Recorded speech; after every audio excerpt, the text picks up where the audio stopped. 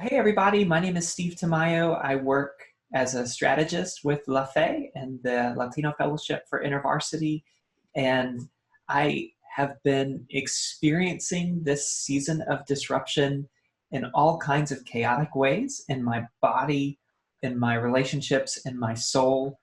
I am here at home and in Tampa, Florida. We're waiting this afternoon.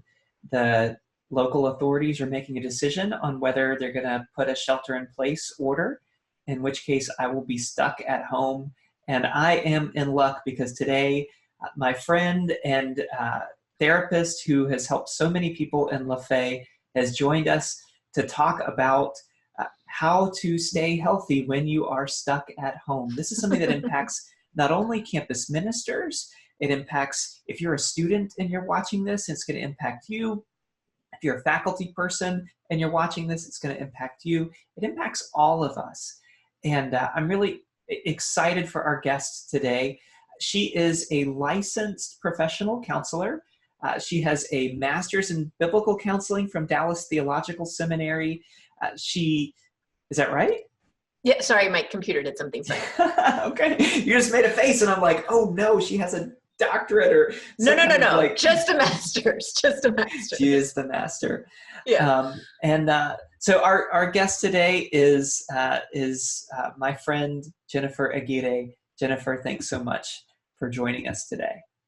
Yeah, I'm really glad to be here. I'm glad that I get this chance to talk with you guys about some of the things that I think might be most helpful during this time. Here in Dallas, I live in the Dallas-Fort Worth area. Dallas County itself is already shut down. They put us shelter in place, but the county I live in, which is just one county north, hasn't yet. But I wouldn't be surprised if that comes through by the end of the week. So what that means for me is, of course, lots of complexity because I see clients, and so have had to switch over to online meeting with quite a bunch of folk. So, it just seems like there's so much chaos right now. And I know that it's affecting me personally. I watch it affecting my clients and our friends and family. So I just want to acknowledge that to begin with. I think there's this pressure that we feel sometimes to just move forward and drive forward in ministry. Mm-hmm. And, for me as an InterVarsity staff, I know for people who are student leaders or who are faculty on campus, this impulse to care and to maybe even take advantage of the moment can sometimes cause us to forget to take care of ourselves and our soul and attend to ourselves. Yeah. And so we end up doing things that are unhealthy, and in the process, passing unhealthy patterns on to the people who we're leading even. Today, you're going to be sharing with us some insight into how to be healthy when stuck at home. Where do you think we should start with this? I actually would like us to start with, and this may sound kind of strange, but I want us to start with talking about grief and sadness. That's fantastic. I think we need to engage that. Yeah, I mean, I think we know, right? We believe biblically in the concept of lament, right? We talk about it a lot. I know InterVarsity talks about lament a lot. And I think that's healthy and important. And I think part of what we need to acknowledge is that during this time, people are experiencing significant amounts of loss.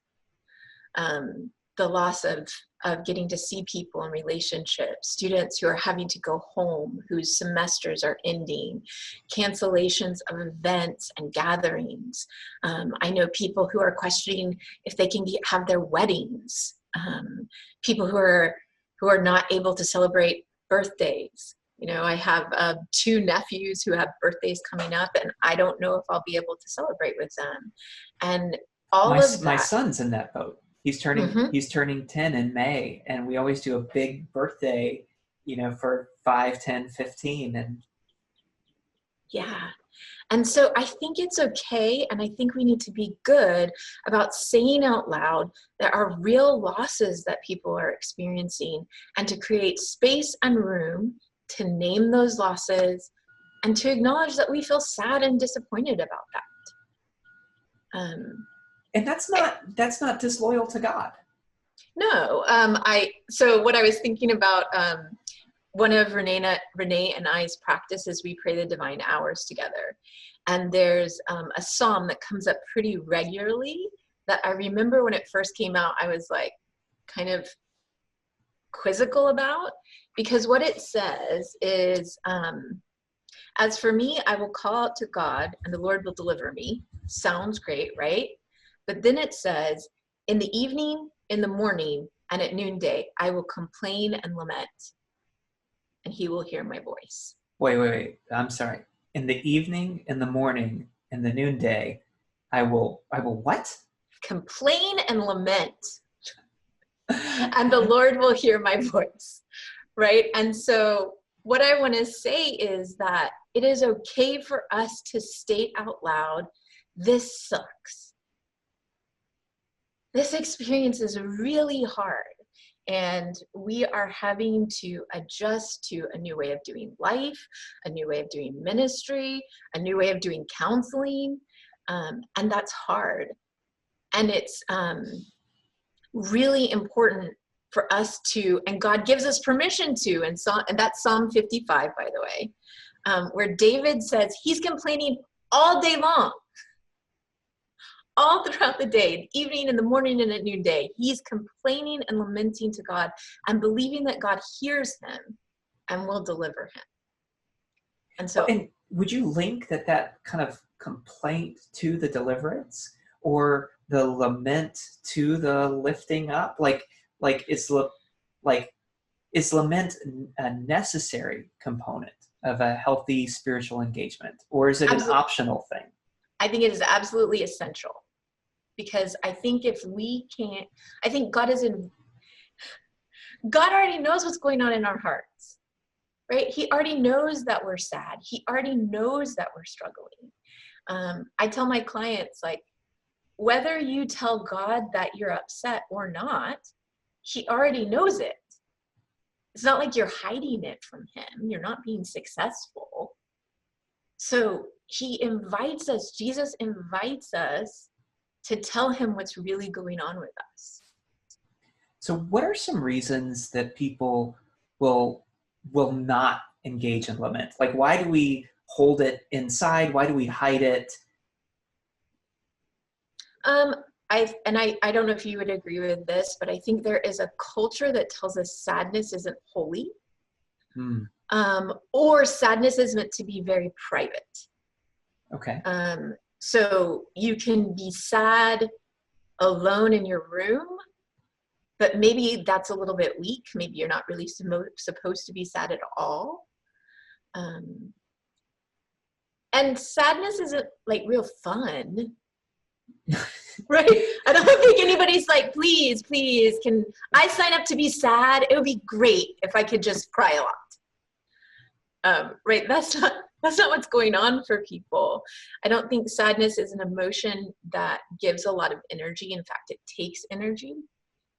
And so I think depending on who you are, your culture and your family, and societal like messaging, sadness can be just one of those emotions you're really not supposed to feel. And I know that for myself, there are times where I feel like if I express my sadness, people are going to want to distance themselves from me.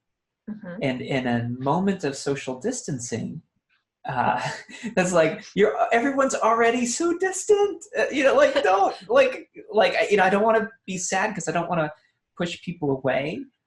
Right. I feel. Oh, go ahead. I would say I understand that fear, and I think that fear comes because that has happened to us in our lives.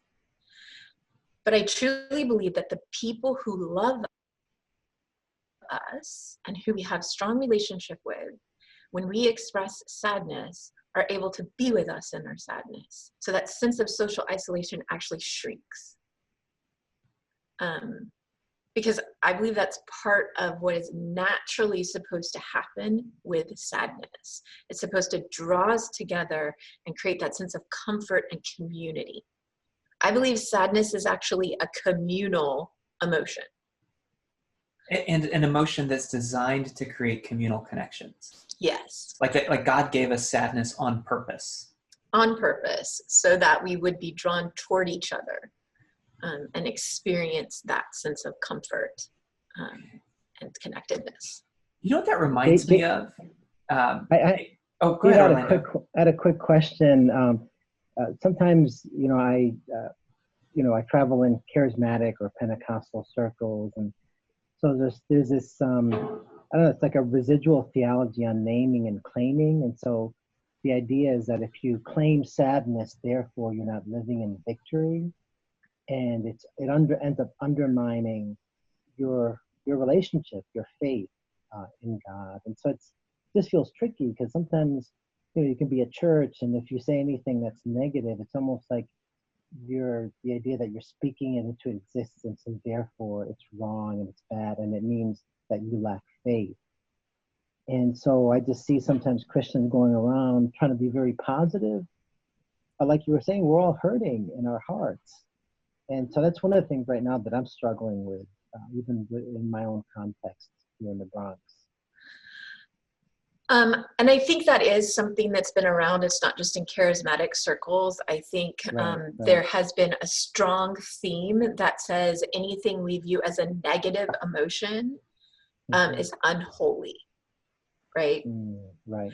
And that's why I really like hanging out in the Psalms, because David doesn't hold back about talking about his sadness.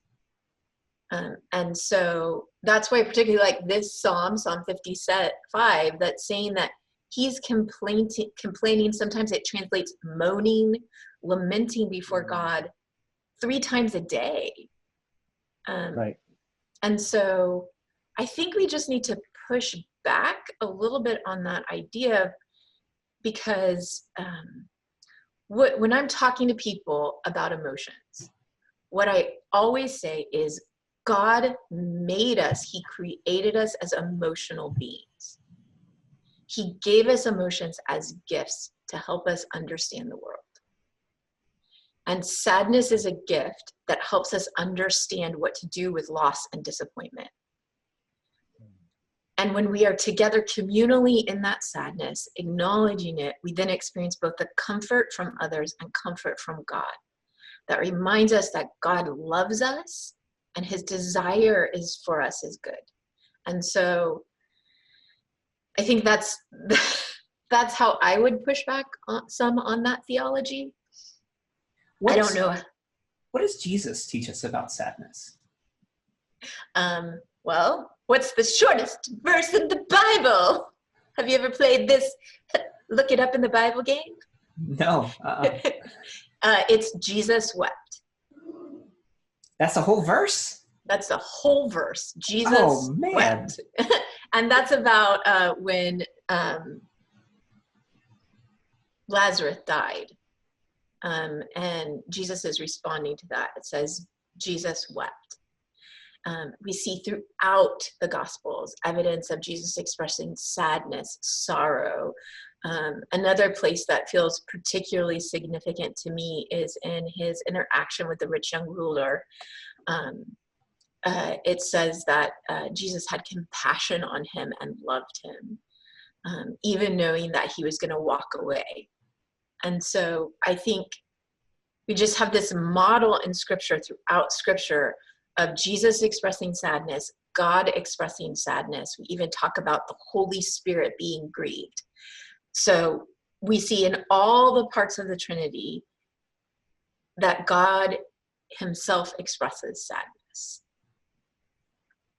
So I want to just create a moment here. Does anyone else have a question for Jennifer about sadness? I mean, I could just pepper her with questions all day, but I want to create a little bit of space. Does anyone else have a question about sadness?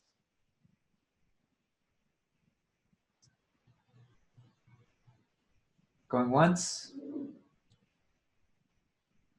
3 times? Let me just add this one thing. I think for some of us, the fear becomes if we allow ourselves to be sad, that door is going to open and so much sadness is going to come out that it's going to be completely overwhelming to us.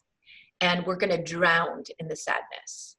And so I think sometimes that can be frightening to people, and it's why they avoid sadness. I think that would have been my, you answered, you played Jeopardy with me, you gave me the answer before I asked the question. But that's usually my response to sadness. It's like, if I allow myself to be sad, which is ridiculous, right? Like you said, it's there, express it. But if I allow the floodgates to open, I don't know if I'm going to be able to close them. Mm-hmm. And so in grieving my sister's death, I found that I need to take the time to feel it, Mm-hmm. and not worry about whether I can close the floodgates, because I need to feel it. I need to express it. I need to cry when I want to. I need to feel sad when I want to. Mm-hmm. And what this shut-in or this lockdown or whatever you want to call it has helped me to do is to feel free to feel it. Yeah. And it's been great. It's actually been really, really great, because then I can move through it, because that's the only way Mm-hmm. to move forward, not move past it, because it's but just to feel like there's like forward motion and not being stuck in the sadness. Yeah, exactly. Yeah. So can I pull on a thread there that Maritza picked up? Mm-hmm. So Sure.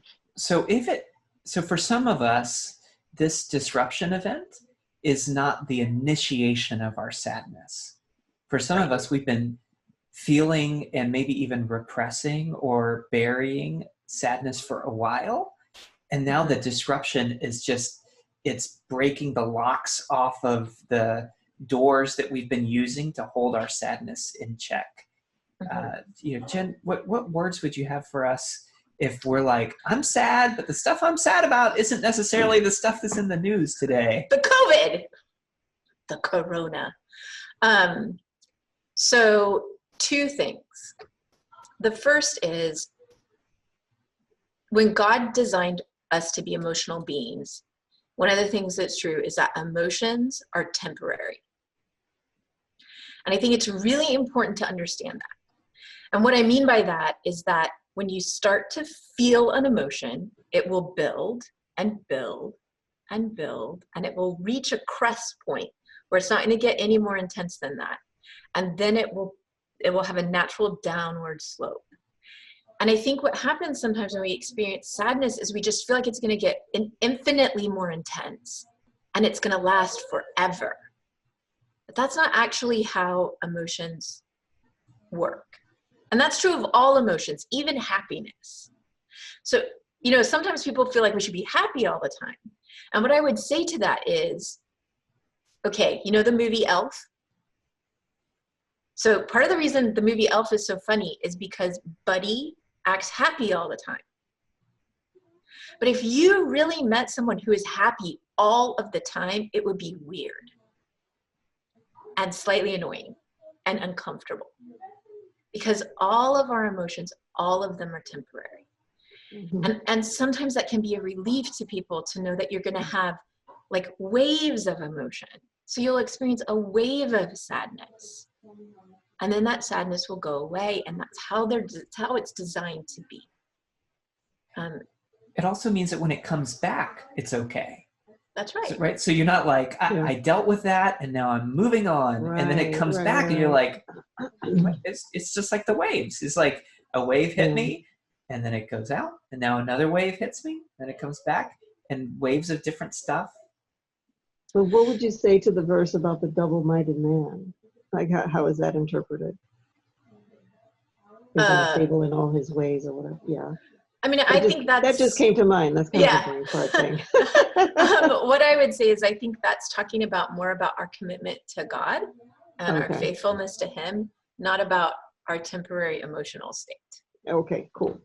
That's good. Good That answer. might be Good too answer. simple of an answer, but that's what I would say. No. That's actually what I need. Simple. Yeah. Um, I think it is I think just think of it as a wave, right? And sometimes you don't know what's going to cause that wave. Grief is a weird thing. It's not linear. It catches us off guard in unexpected ways. And so my encouragement to people is, one, know that it's like a wave, know it's temporary. And two, this is going to sound weird, but I actually tell my clients to plan out a time to be sad.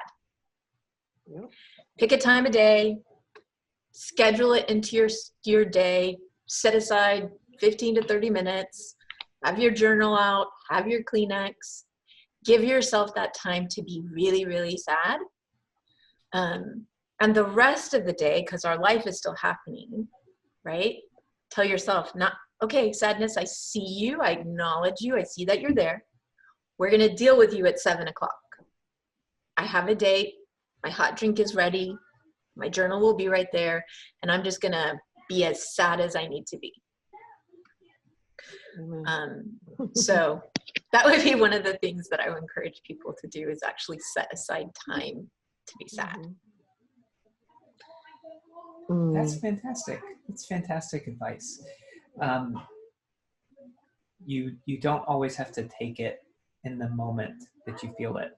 So I have a question that's come in anonymously. So I want to ask this. So yeah, I think it's really resonating for people when you're talking about it being easy to worry, and that maybe being a little bit sad will make the worry more intense. You know, any suggestions on how to deal with the way sadness amplifies worry? And you know, just a little context of this. Think particularly about maybe for someone who has kind of an underlying illness, like a physical illness, or a kind of mental illness. So for me, I've struggled with depression. I've had clinical depression, diagnosed with it 3 or 4 years ago. That's not an uncommon thing for people in ministry. Absolutely. That's right. So kind of any suggestions on how to deal with kind of how sadness can amplify worry? Sure, absolutely. So I'm going to borrow a little bit from some mindfulness strategies. So remember, all of our emotions, they're there, we feel them. Worry is like a variant of the anxiety, fear, what I call the triplets. Worry, anxiety, and fear are all in the same sort of family. So oftentimes with worry and fear, our initial reaction is to try to ignore it, push it down, fight back against it. And what happens when you do that is that oftentimes that worry or fear or anxiety is going to increase. It's going to get stronger and louder. Okay. So what I encourage people to do, and this is sort of like, so we're going to kind of try it together. We're going to pause for just a second. And I actually just want you to pay attention to your physical body, your physicalness. And I want you to just kind of close your eyes if you feel comfortable doing so, and identify where in your body there might be tension or pain or muscles that are clenching.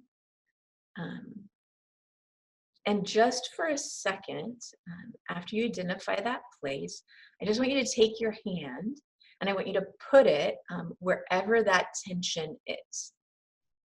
Okay? And then we're just going to breathe into that part of our bodies. And as we breathe, we're just going to breathe in for 4. So everyone breathe in, 1, 2, 3, 4. Hold. Breathe out, 2, 3, 4. And what we're doing is, and you can go ahead and open your eyes. What we're doing is identifying, our bodies kind of tell us sometimes the emotion that we're feeling. So by doing that simple exercise, you're trying to just be able to name the feeling, acknowledge it, and then give it time to pass. So it's identify the feeling. If you can't name it just by like feeling it, use your body to help you. Acknowledge it's there for a reason, and then breathe through it and allow the wave to flow out. Sorry, that may not, you might have lots of questions about that. Yes, I have a few. So Yes. a couple follow-up questions. So one is that I think it's so helpful to get a little bit of distance between ourself and our emotions.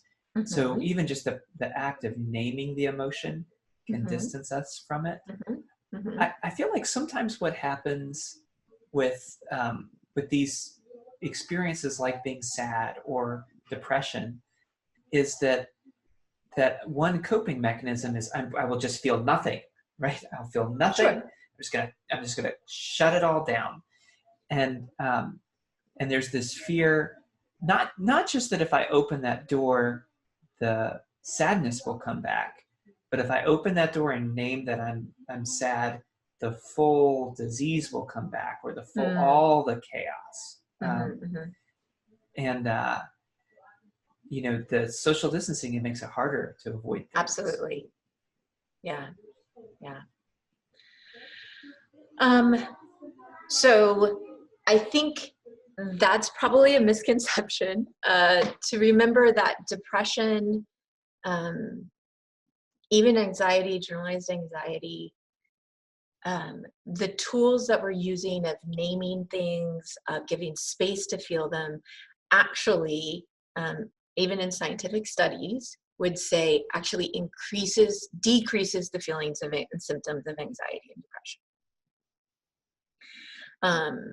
And so I understand that I just know how overwhelming it can feel to experience the sort of crackly energy of anxiety in your body, right? Like it's this like,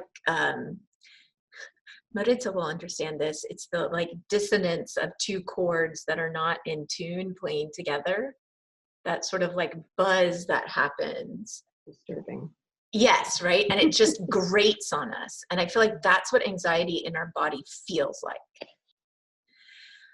And so I think some of the like acknowledging what you're feeling physically gives you some distance from the thinking of our emotions and allows us to just feel them. And then breathing it through allows you to, you're still acknowledging and honoring the emotion, but you're allowing it to pass. Now, for some people, it might be too difficult to do alone. You might need the help of a therapist to walk you through that, to help you build that muscle. Because if your muscle of feeling and acknowledging that is weak, sometimes you just need the support of another person to walk you through it. Yeah, that's great. I can see so many different threads that this conversation could go. Mm-hmm. So let's do maybe like one like super practical. Thank you for answering that question, by the way. Yeah. So one super practical piece would be how do I find that person if I don't have that person already? Like some of us are fortunate that we already therapist up before this thing, and yes, we already have the telehealth thing figured out, and mm-hmm. you know, InterVarsity's benefits actually provide great. So if you're listening to this and you're on staff with InterVarsity's benefits, you know, can help you get therapy. Mm-hmm. But you know, not everybody has InterVarsity benefits. Not everybody. You know, there's some students here who their parents have insurance, but they don't have mental health benefits included. Mm-hmm. Like, how do I go about finding someone? So my very first always suggestion is, if you know someone who has a therapist they trust and who they've experienced good results with, get referrals. That's always the best way. And that's always going to be my first recommendation, is find someone you know who has a good therapist and get their number. And we've talked about this a lot in the Latino community, Mm-hmm. where you and I both spend a lot of our time and space. Mm-hmm. There can be some stigma against finding a therapist. So there are a lot of us who are in therapy who don't talk about being in therapy. Right. The second suggestion I have for finding a good therapist is, let's say worst comes to worst, no one you know will admit that they go to therapy. Then you can look online through Psychology Today for therapists in your area. And what you would do is just look for who those people are, and so what I tell people is, when you are trying to find a therapist, it's like you're hiring someone. So you want to have a list of questions that you would have for them before you even go and see them, that would say things like, do you have experience working with this problem? Do you have experience with working people from my ethnic and cultural background? Do you have an understanding of how our identities are complex? And you would listen to the answers that the therapist gives you, and you would see, does that seem like it's a good match for me or not? Any good therapist is going to be excited, eager, and appreciative of you asking those kind of questions. So if they give you pushback for asking the questions, that's a sign, right? Absolutely. It's like you go to the car mechanic and the mechanic says, well, if you need to know how much this repair is going to cost, you can't afford it. You're like, I can't afford to work with you as a mechanic. That is absolutely true. Yes. Okay. 100%. Great. Well, okay. One more question. Can I ask one more question in the sadness vein, and then we can shift gears, because I know you had some other things that you thought would be helpful, but this is, I think, really important. Okay. So what do you do? This is almost the opposite of where we've been talking. What do you do if maybe you're a ministry supervisor, you're supervising someone who's experiencing sadness, but you aren't experiencing sadness in the moment?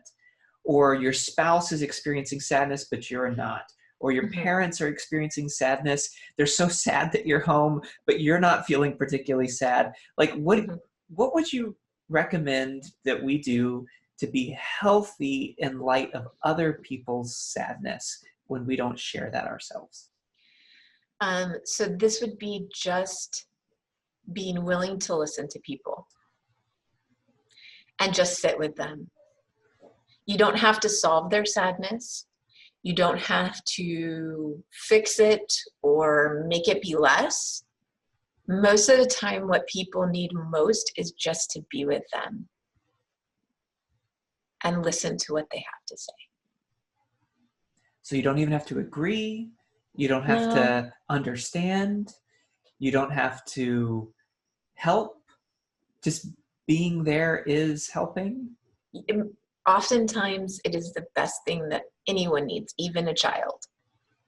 Now,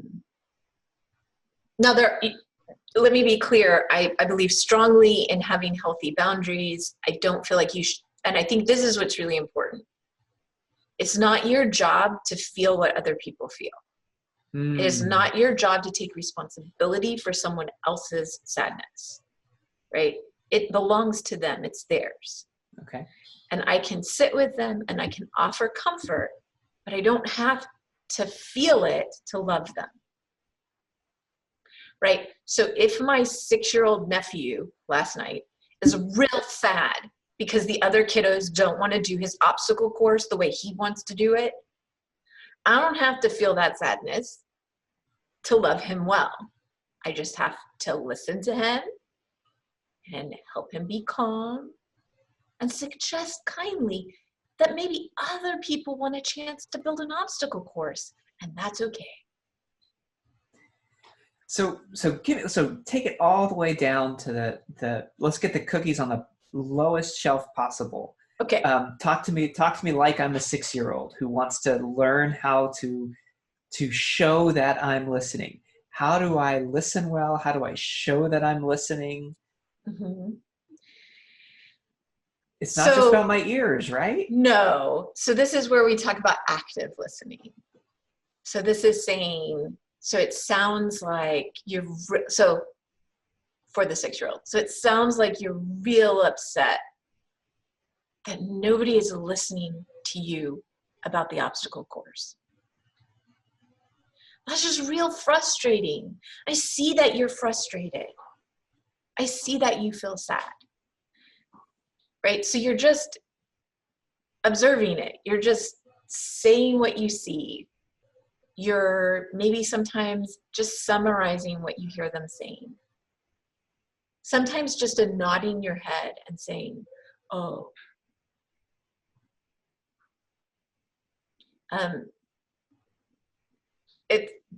It's just what people need. And you can ask, I think it's okay to ask, is there anything I can do that would help you? Are you aware of what you need right now? Because sometimes people will know and sometimes people won't. But you would only ask that after you've listened real well for a good amount of time. Because that listening builds trust so that people can then feel like when you are asking how you can help, you're not invalidating That's right. their feeling of sadness. You're actually validating the sadness first. Mm-hmm. And then you're offering to come alongside them and move through it with them. Mm-hmm. Mm-hmm. So, yes. So how would you translate that listening skill to an online environment? So, so say I've been on faculty, I've been teaching, I'm a professor, I live alone, and I'm now in social isolation, and I'm trying to connect with some student leaders that I've been mentoring in my InterVarsity chapter. And they're expressing their sadness. When I'm online, when I'm on a Zoom call, how do I communicate that I'm listening? I mean, it's just exactly the same, really. Like, it's just, it's noticing like, oh, I see something just changed in your demeanor. What happened in that moment? Oh, it seems like that really pushed on a button for you. Can you tell me more about that? And I think it's just, again, you don't have to solve their sadness. I think just acknowledging that you see someone, acknowledging that you hear them. We can do that on a telephone. We can do that on this lovely, video conferencing we do now. I found, since I've been doing telehealth for probably 3 or 4 years now, I can use all the strategies of active listening through this device. Yeah, I mean, in fact, it might even strip away some things that would make it harder for us to listen when we're in person. It could help us in some ways to focus. Yeah. Well, let's shift gears a little bit, because you had 4 things that you were wanting to talk about. We've talked about. We won't get to them all. I know. That's not going to happen. Never do. We never do. Yes. We never do. Yeah. I would say one of the things I did want to mention a lot about being at home right now is how much we need to establish routines in our life. Okay. The routine of our life has just been disrupted, right? The getting up, going to work, our kids going to school, just the routine of being has been really disrupted. And so I think we need to be intentional about having a schedule for our days, which I know is easier for some people than for others, right? There are some of us who are just naturally more scheduled than others.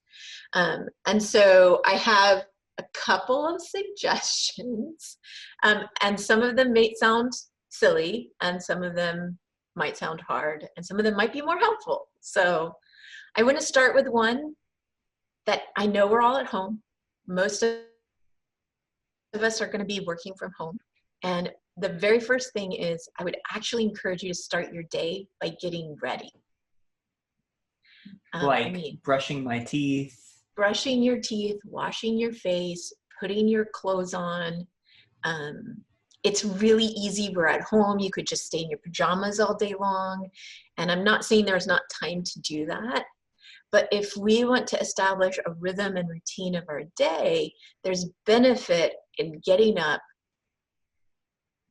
brushing our teeth, washing our face, put on makeup, because sometimes that feels good. It can feel nice to actually get ready in that way. Put on your clothes. There's something about that that actually gives us energy. And sometimes a sense of, okay, now I'm going to actually start and go about my day. I've been doing this for a year or two, where every morning I get up and I make my bed. It's something from Tish Warren's book. The Liturgy of the Ordinary. Liturgy of the Ordinary, yeah. And sometimes I'll even sit on my bed so that the bed is made but a little bit rumpled.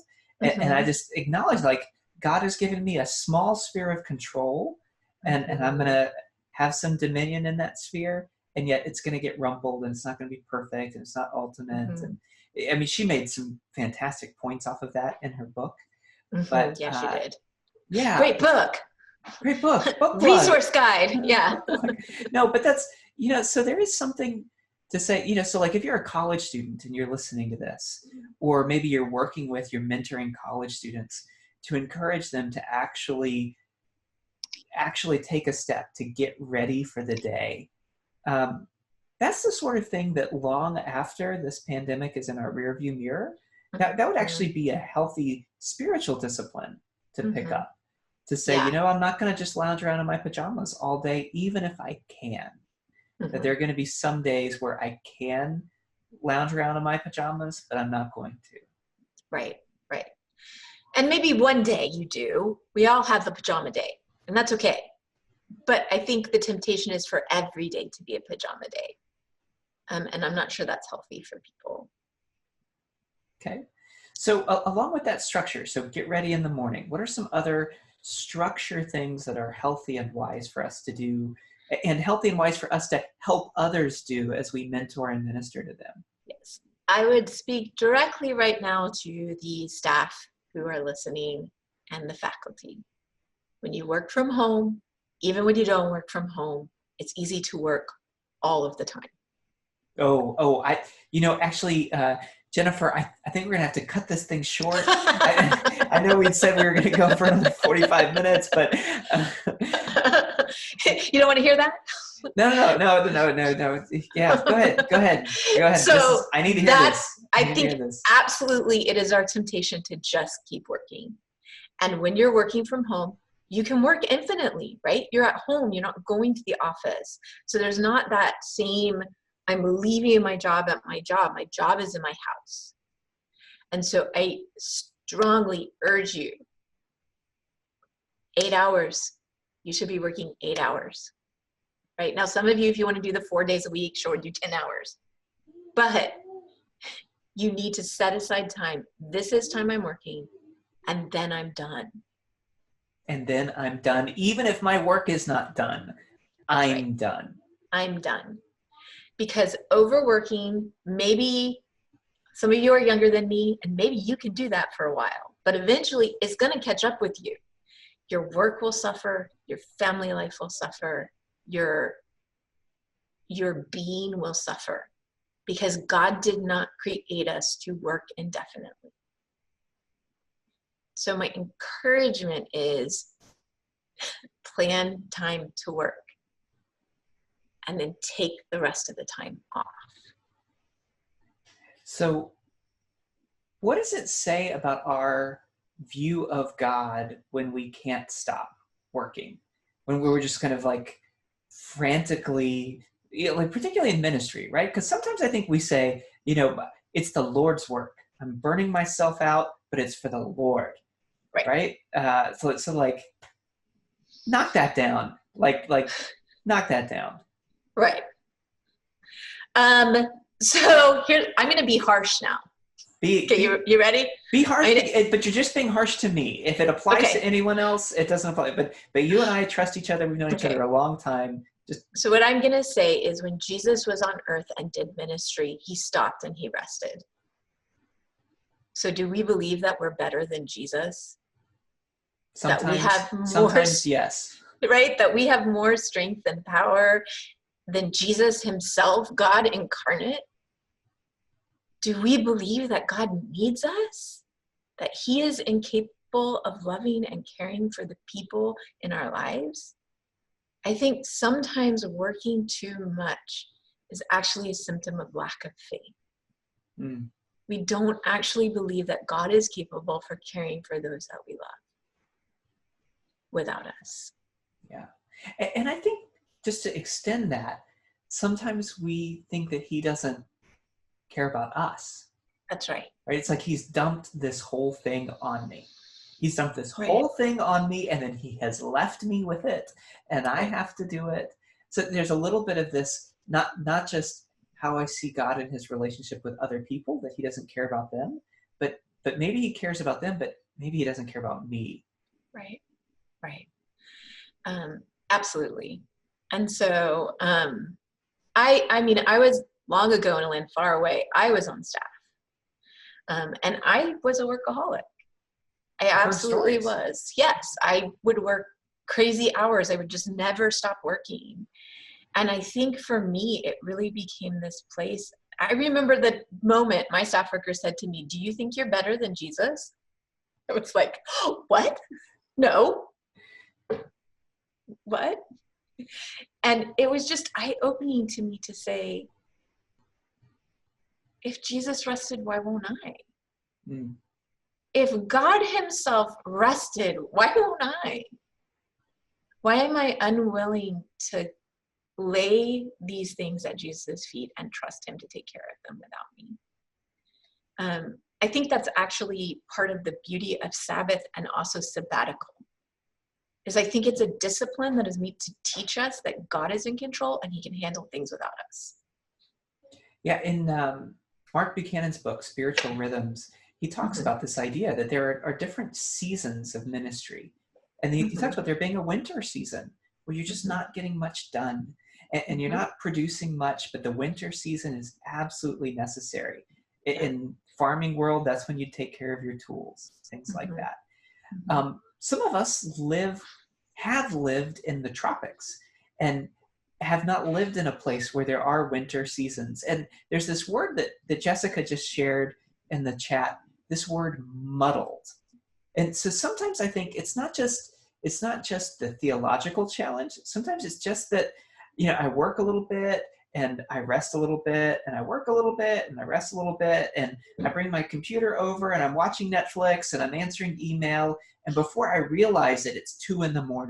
Yep.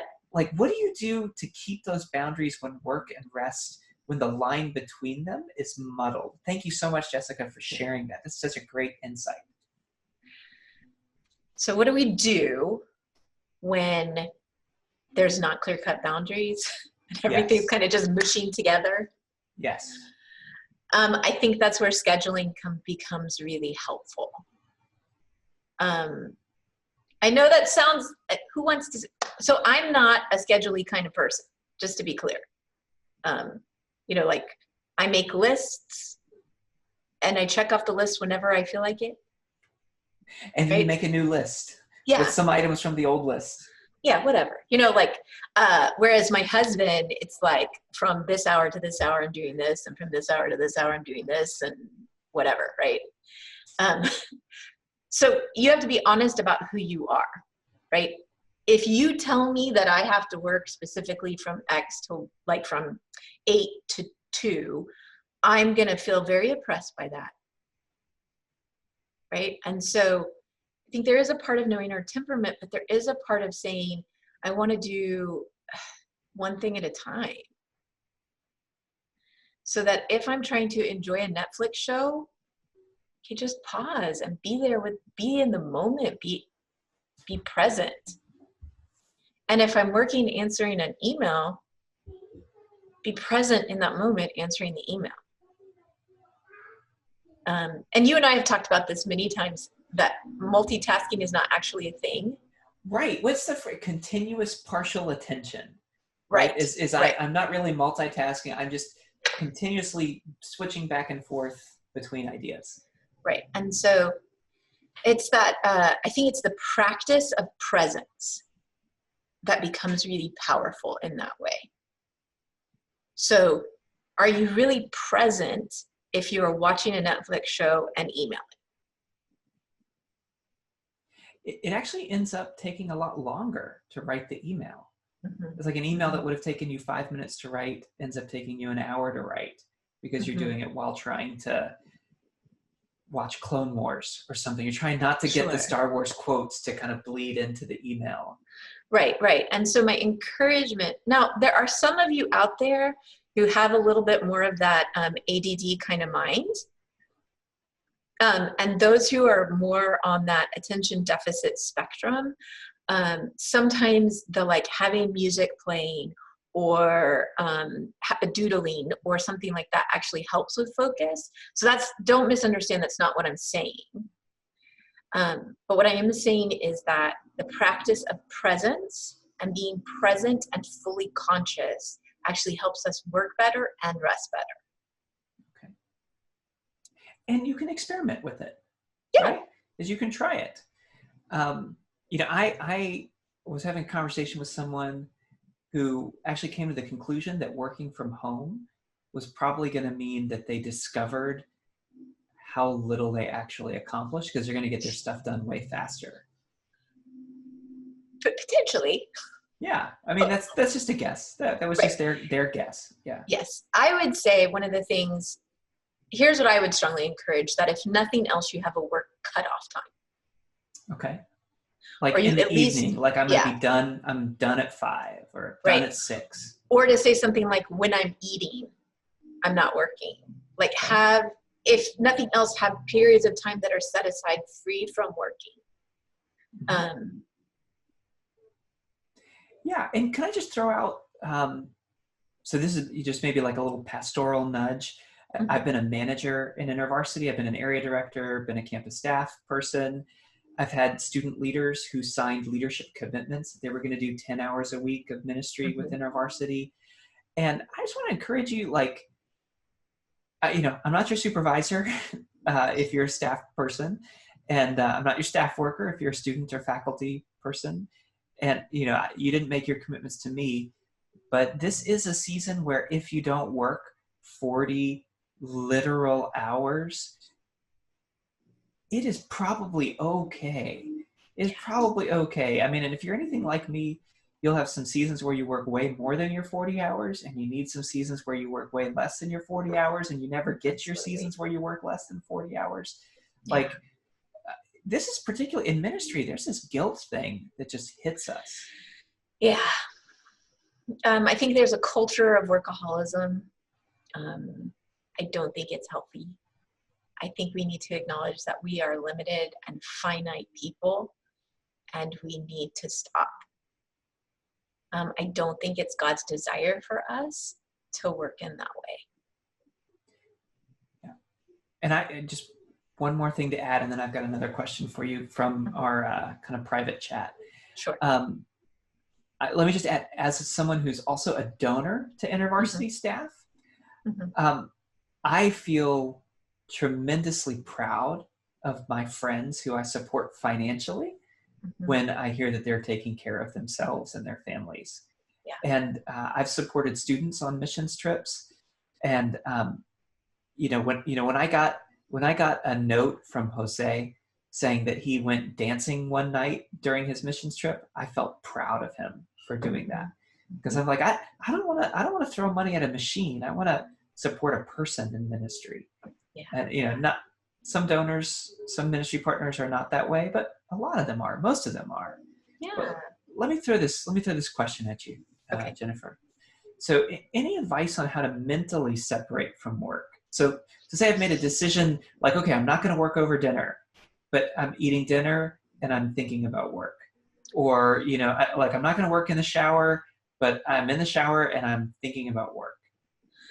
Yeah, absolutely. So one of the practices that that I've done, you kind of call, you can think of it as a dumping, like a mental dumping or a spiritual dumping, is that if I'm going to enter into a period of not work, as a counselor, my practice is I basically pray and I say, okay, Jesus, I'm giving you this client.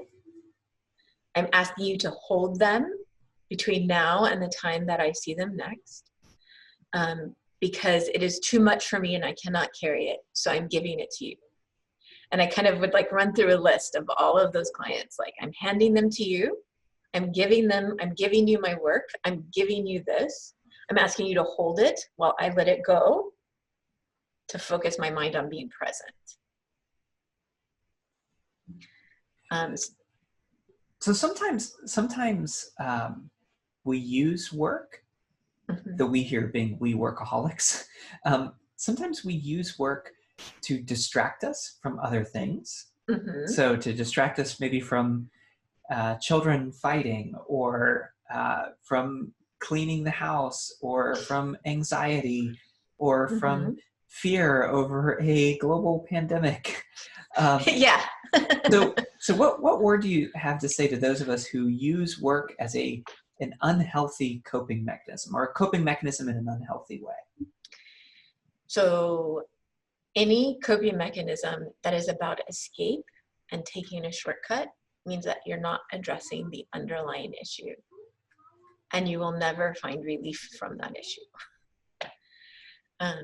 So I also used work as a distraction for many years, which just did not help me in the end. So I think it's back to that beginning thing we were talking about acknowledging sadness, acknowledging fear, saying, yeah, this is a stressful and anxiety producing time. It absolutely is. We live in a world that's become very uncertain, or at least we suddenly realize it's very uncertain, with so many things out of our control. And there's no way to get around the fact that that's scary and hard. And if you have children, they're gonna be crazy. Like, they are also feeling the stress of being at home, and they're gonna be loud and crazy and fighting, and tension is up for everyone across the board. And so, sure, you could escape into work, but that doesn't actually help you or them. Fantastic. Well, before we talk more about the routines, I do want to open up a little bit of a door. So work is something we can overwork, but we can also experience underwork. Or so Justo Gonzalez, when he writes about this in Santa Biblia, he says the commandment to work 6 days and to take a Sabbath on the seventh, you need to look at both sides of that it's work 6 days. And due to injustice in our society, not everyone gets to work 6 days. Some people want more work. And so what would you say to folks who the stay-at-home experience is also making it really hard for them to do the work that they need to do? Not that they're overworking, but that they they're just like, can't. They just can't work. They've been laid off, or right. Like a lot of our student leaders have jobs that have been just cut.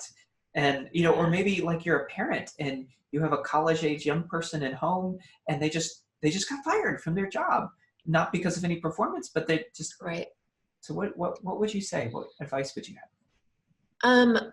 I would say that that part of it is, this is a great time to explore how God has made you to serve, and to potentially serve at home, serve online, and to reach out and care for people. That may not be satisfying. Unfortunately, there's a reality that you can't create a job for someone. You can't resolve that. But that doesn't mean that there's things that you can't do that are about work and producing and getting things done. And so for some people that may mean, so what I did is I made a list of all the things that need to be done around the house, because I actually have a strong need to be productive and not sit still. And it's not that that list overwhelms me, but basically I might choose 1 or 2 things on that list to get done. Whether that be cleaning or reaching out to a friend, that's on the list. Coming up with fun ways to connect with my nieces and nephews.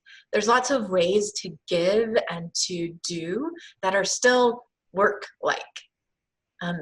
The worst thing you can do is just sit around and do nothing. Well, the 2 worst things. The 2 worst things you can do is completely isolate yourself and completely do nothing. Because what that will invariably produce is anxiety and depression. We're made to be in community, and we're made to keep moving forward in some capacity as an expression of love and creativity. Yes. Yes. So it doesn't just have to be leading a Bible study, preaching, creating a large group structure, leading people to Christ, although all those things are wonderful. If you want to do them, go for it. It could be, I called my uncle yesterday. Yeah. And just, like the little creating space for him to talk with someone. He's in his 70s. He's not worried about this thing, but he is doing the isolation thing. So my kind of creative act yesterday was just to call him and 15, 20 minutes. How are you doing? See any birds out your window? Yeah. I mean, I think one of the things I'm seeing some people do, so Noemi Vega on Instagram is like, she has her little story where she talks about what she's doing during the coronavirus to be healthy and do stuff. And I really appreciate that, right? Like that's a way that she's, inviting people in, giving people ideas. I think there's ways that we can actually serve each other really well in being creative like that. Using Instagram stories or Snapchat or my life group is using this app called Marco Polo. Oh, yeah. And we're all reading the same things together every day, and then like reflecting like on Marco Polo. Yeah, Marco Polo is an asynchronous video chat. It's almost like that's what it is. It's that, yeah. It's an explorer who traveled and found places where people already lived. He discovered things that everyone had already discovered. No, Marco Polo it's like text messaging but with video back and forth. And you have to watch out for the voice filters because they get a little goofy. They do. But it's actually been a great way to keep in contact with my younger nieces and nephews because they think it's really cool. And so I use it with my kids when I travel. Yeah. So my niece Aurora is like so excited to make a Marco Polo for me of her doing Roblox. Nice. You can, pro tip, you can fast forward. Yes, you can. But be careful because your niece might catch you. Oh, like, really? What did you think of my Roblox thing? I don't know. I didn't pay any attention to it. Okay, so get up in the morning. Get ready in the morning. Put boundaries between work and rest. I feel like these things often come in threes. Is there a third one? Take sanity breaks. Sanity breaks. So kind of manage your attention and your energy, not just your time. What do you mean by what is a sanity break? Could be anything. But okay, so one of the big things for parents with kiddos, a house-wide 30-minute quiet time, not like the Bible quiet time, but like just time when people are quiet. Yes, rest time. We call it rest time in my house. Exactly. Yes. Is actually super helpful for everybody, right? Everybody goes to their own space. Everybody is quiet. You don't have to sleep, but like you're reading a book, you're being still, you're just having time to breathe and decompress and rest for just 30 minutes to an hour. Go to your corners. Yes, because there is this, there's a need for togetherness and separateness, right? And so sometimes that can be one of the more helpful things that you can do is have that's an example of a sanity break. And here's what I would strongly encourage. you can go outside, you can take a walk, right? And that's one of the best things you could do for yourself. Be in the sun, be in the air, move, walk around, because it just helps bring focus. It helps bring a sense of refreshment. I mean, God gave us bodies, right? I mean, one of the things that we could accidentally walk away from as we lean toward technology in this disruption is towards losing touch with our bodies, our physicality. Yes. And God Himself came in a body. He didn't Zoom chat us in order to share the message of the gospel. He actually moved into our neighborhood and got close to us.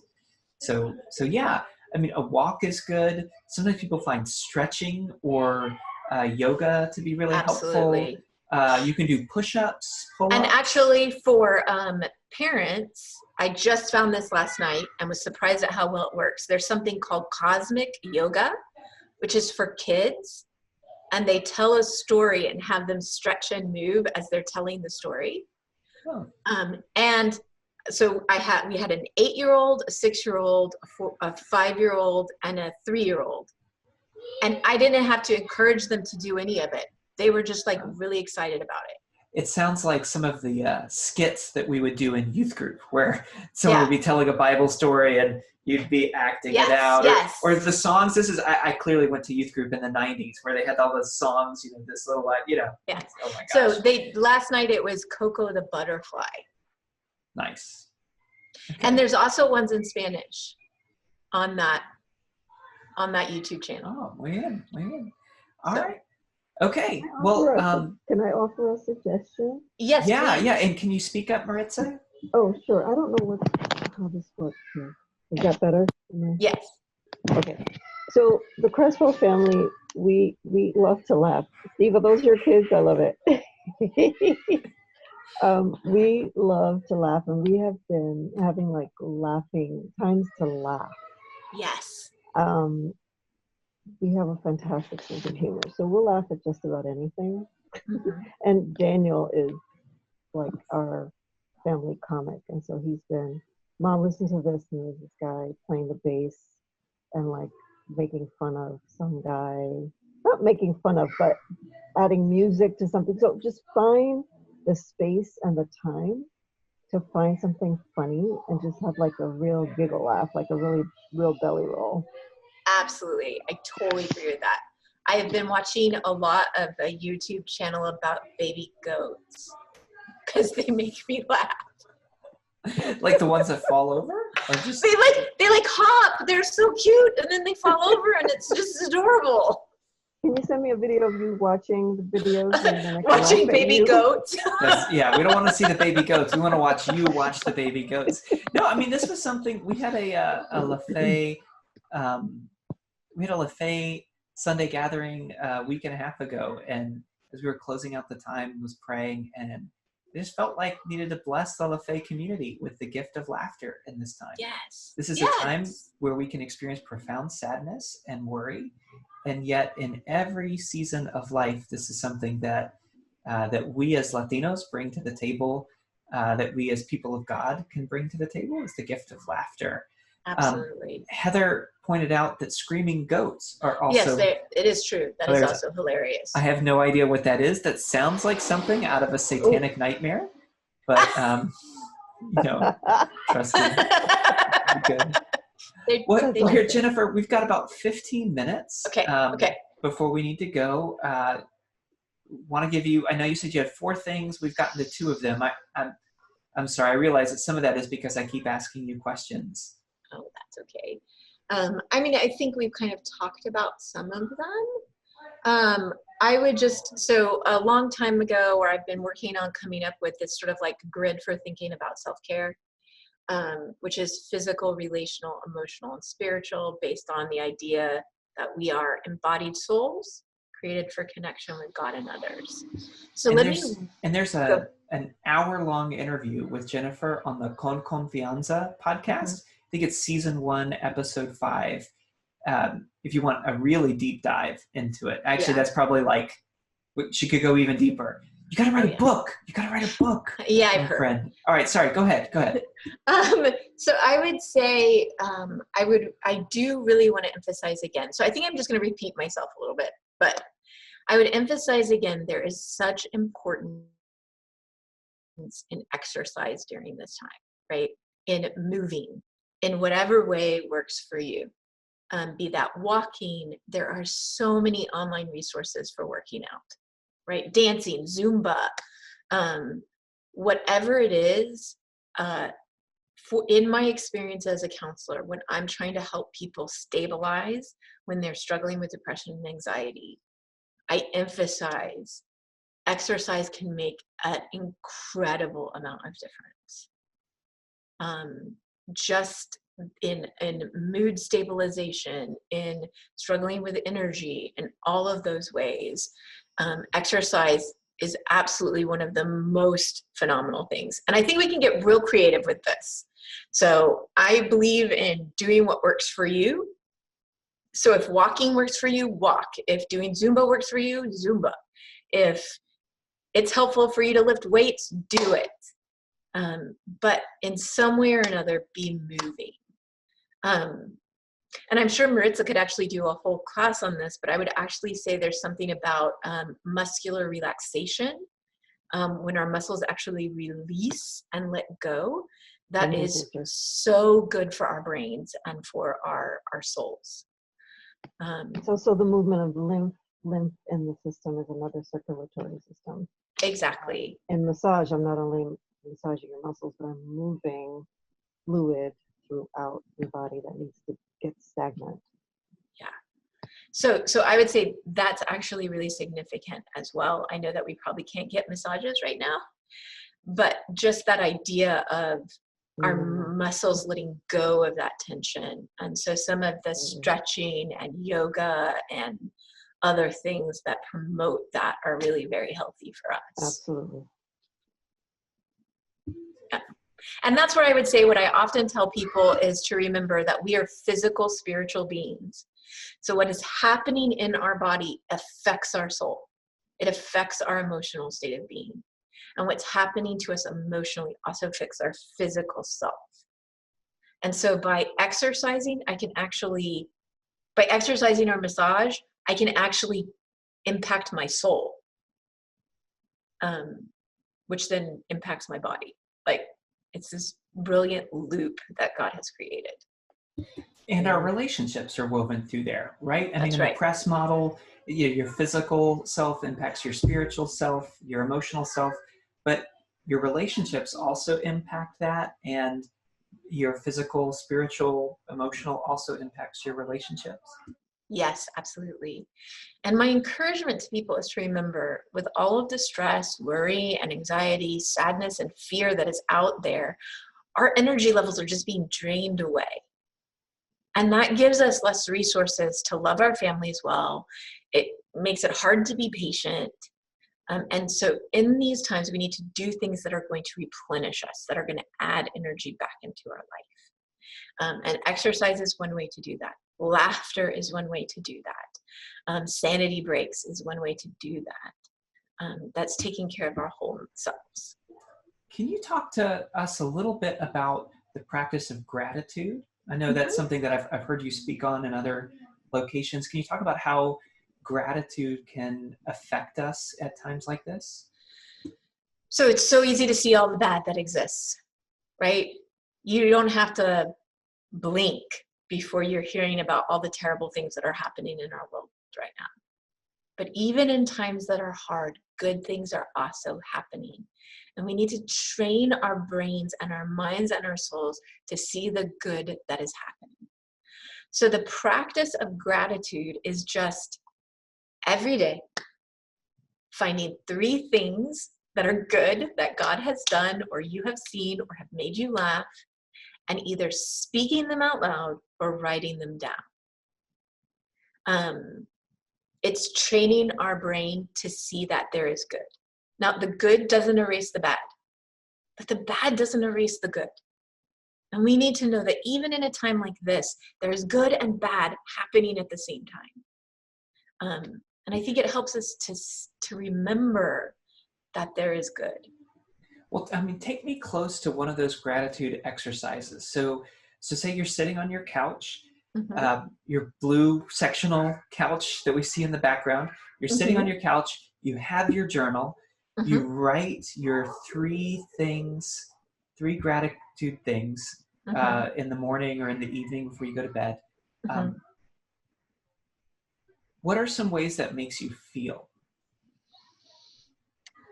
For me personally, it's always easier to see what's not going well rather than what is going well. And so it becomes a discipline for me of saying, God, I'm going to acknowledge that you're at work and that good is happening. And it often can be a breath of like, now sometimes it's harder than others. Some days it's really hard to identify three good things, but they don't have to be big things. I mean, right now, baby goats show up a lot in my thankfulness journal, right? Like a funny moment with a nephew or niece, gratitude that I have the ability to use Zoom and other things to give back. It doesn't have to be ginormous theologically significant things. It can just be that there are good things happening even now. So how do we do this? You're I don't know if you can hear the screaming in the background. Sorry about that. Children. It's real, man. It's real. All right. So how do I balance being sensitive to others' sadness Mm-hmm. while having a gratitude practice, right? So I'm not like blasting my gratitude out there in a way that makes people feel like like they're not justified in feeling sad or worried or anxious. Mm-hmm. Do we talk about it with other people? Do we just write it in a journal? This is a question that came in through our chat channel. That's very fair. And I would want you to, this is one of the hardest concepts, I think, for us to hold. It's the idea of duality. It's that two things that are opposites are occurring at the same time. So there is good and bad, and neither cancels out the other. So I'm not using gratitude to try to erase the fact that the coronavirus is happening. But I'm also not allowing the coronavirus to erase that good things are happening. So there's a difference between doing, for it to kind of be an erasing strategy as opposed to this is happening as well strategy. There's just putting it in a bigger context. And, I would say just from a theological angle, as followers of Jesus, we worship a God who is both fully God and fully human, who is one and who is triune. And Mm-hmm. and there's this really interesting thing where we actually do have a both and faith.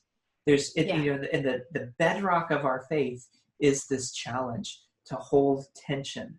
God is in control of the world, and yet evil happens. And there's mystery in how these things go together. We can't always figure out, we can't resolve these tensions, but this invitation to live in the tension is something that at a time where we're stuck at home is really, really powerful. Absolutely. Let me ask you just a series of quick hit questions. I realize we've got like 7 minutes left. All right, let's do it. Quick hit questions. I'm ready. Quick hit. My family's driving me crazy. Not my family, but yeah, I'm just like imagining. I'm stuck at home. My parents are driving me crazy. My kids are driving me crazy. My spouse is driving me crazy. My roommates are driving me crazy. Whatever it is, driving me crazy. What do I do? This is where you pause, pay attention, recognizing that the tension, stress, worry is building in you, and take an adult timeout. Take an adult timeout. Get away, take some deep breaths in and out. Recognize that good decisions do not come from a place of harriedness and stress and fear. Bring yourself back down. And then re-engage. Awesome. All right, next one. Mm-hmm.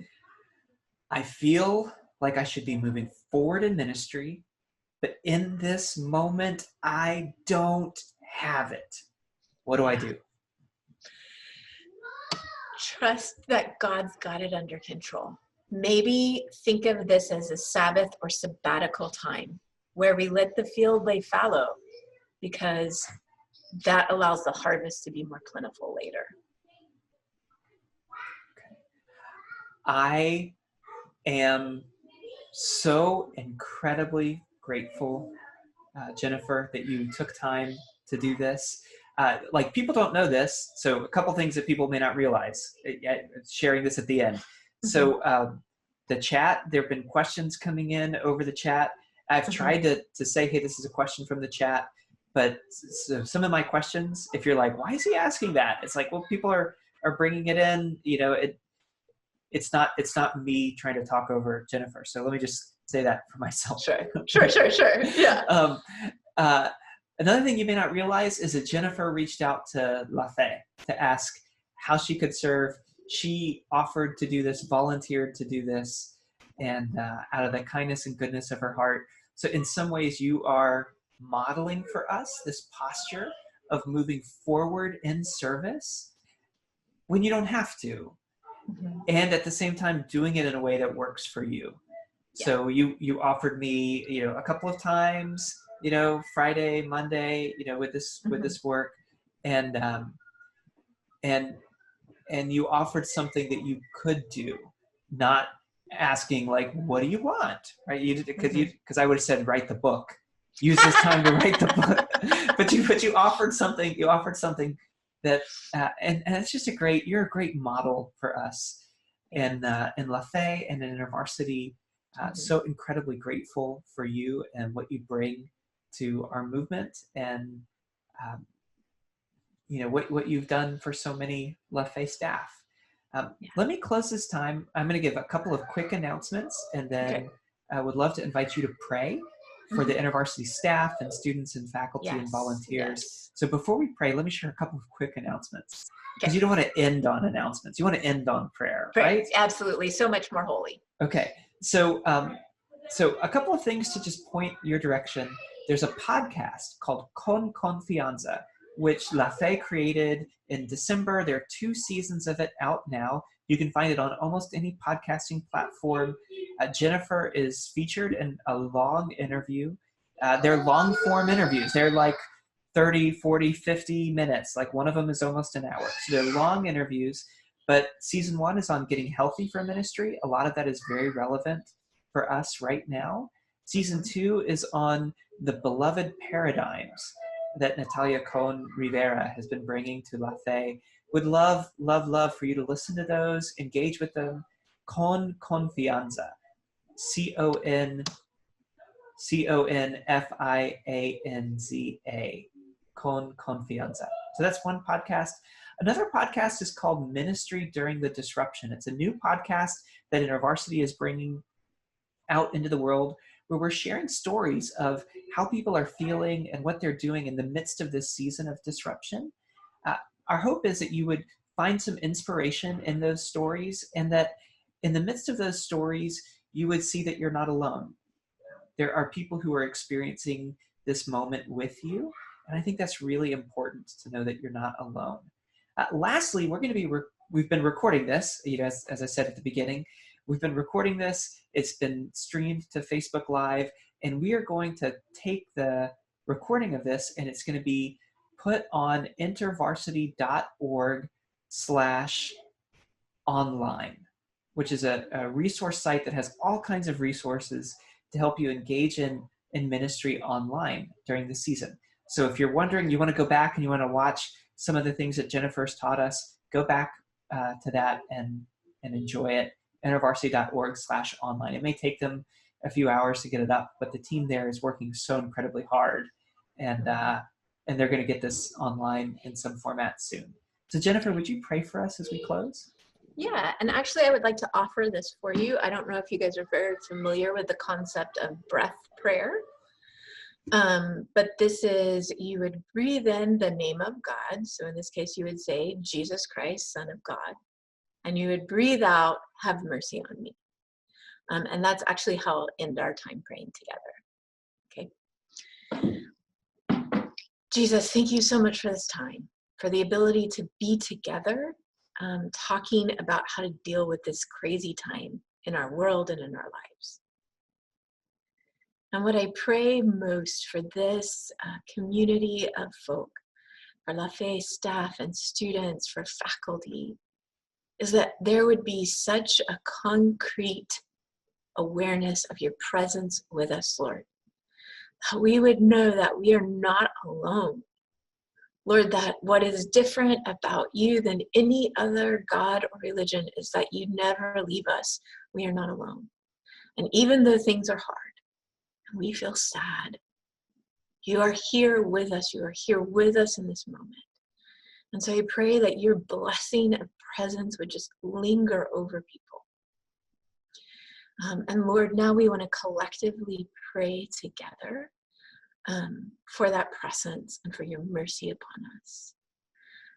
So we are breathing in Jesus, Son of God, and breathing out, have mercy on us. One more time. Jesus, Son of God, have mercy on us. So be it. Amen. Amen. Amen. Thank you so much, Jennifer. Yes. So incredibly grateful. Yes, It's thank been you. It's been my pleasure, guys.